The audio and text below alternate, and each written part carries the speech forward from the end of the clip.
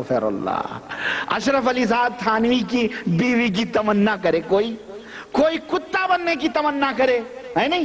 اعوذ باللہ۔ مولانا قاسم نانوتوی بھی اور پھروں سگانے حرم کے ساتھ شعر لکھا نا قصیدہ، زکریا صاحب نے فضائل حج کے اخیر میں پورا ذکر کیا۔ بہرحال تو جناب علی ان کتوں کا ذکر چھڑا ہے تو ذرا ایک اور زلزلہ خیز جو میں کہوں کہ ساری باتوں کو ایک طرف رکھو اور اس نماز کو ایک طرف رکھو، اس کے کفر میں کوئی شک نہیں ہے۔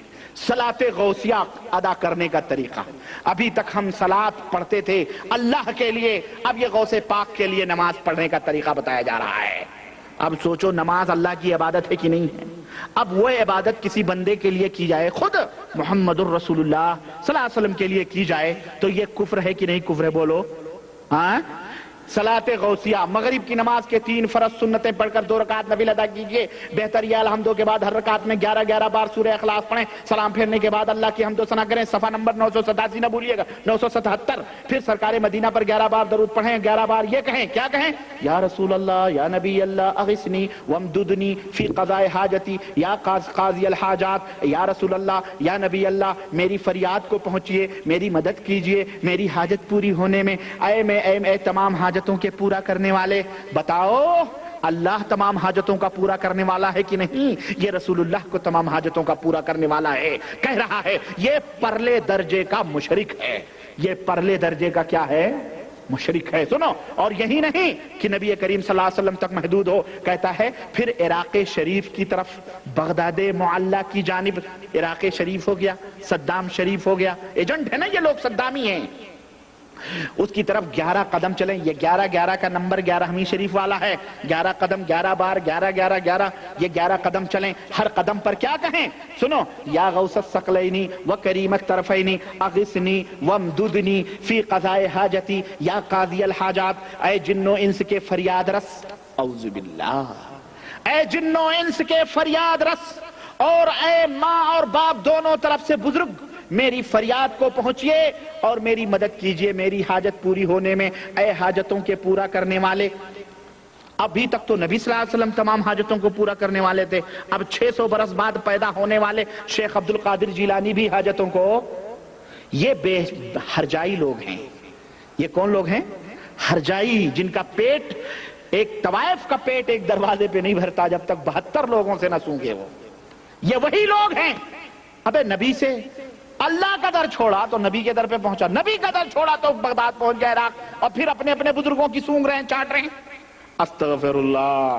کہتے ہیں بہار شریعت بہوالا بہجت الاسرار، اعلی حضرت شاہ احمد رضا خان اسی نماز دوگانہ کے بارے میں فرماتے ہیں کیا کہ حسن نیت ہو خطا تو کبھی کرتا ہی نہیں، آزمایا ہے یگانہ ہے دوگانہ تیرا، کہ اگر نیت اچھی ہو تو میں نے آزمایا ہے کہ 2 یگانہ اگر آپ کے یگانہ یعنی دوگانہ نماز یعنی 2 رکعت نماز اگر آپ کی پڑھ لی جائے تو پھر نیت اچھی ہو تو ہر تمنا اور ہر آرزو اور ہر حاجت پوری ہو سکتی ہے۔ استغفر اللہ۔ اللہ کی قسم جو لوگ غوث کے لیے نماز پڑھتے ہوں اور جو لوگ ایک عقیدہ رکھتے ہوں، اللہ کی قسم، رب کعبہ کی قسم ہے، اللہ اور اس کے رسول کی نظر میں ایسے لوگ مردود ہیں، کافر ہیں، مشرک ہیں، کیونکہ عبادتیں صرف اللہ وحدہ لا شریک کے لیے ہیں۔ یہ عبادتیں اپنے بزرگوں کے لیے کر رہے ہیں، غوث ثقلین کے لیے کر رہے ہیں، ان کے کفر کے لیے یہی کافی ہے، اور میں اس سے زیادہ اب کچھ نہیں کہہ سکتا۔ اور بھی بہت ساری اس کے اندر خرافات باتیں ہیں جن کو میں کیا کہوں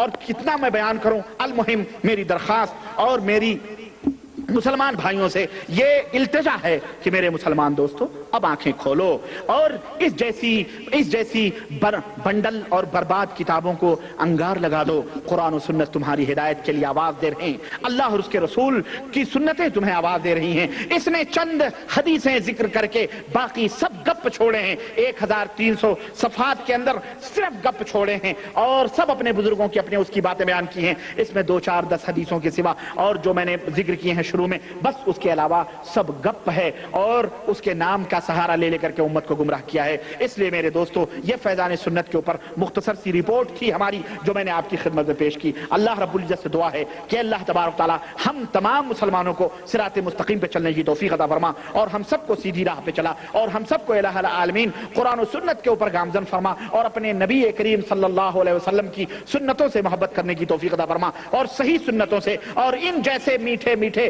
خطرناک شکاریوں سے اور ان جیسے میٹھے میٹھے زہر آلود لوگوں سے اللہ امت کی حفاظت فرما۔